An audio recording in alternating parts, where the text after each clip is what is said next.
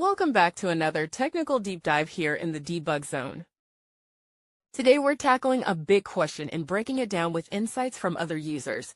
Hopefully this clears up some misconceptions and helps you get the answer you need.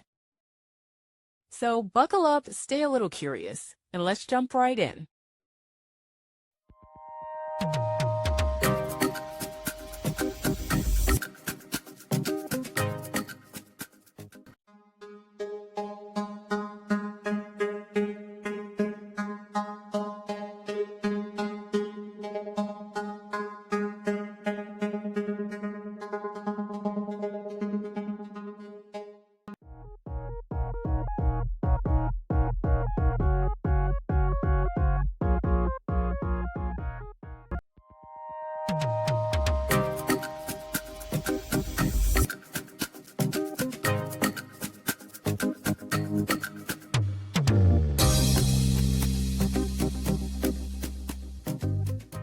And that's a wrap.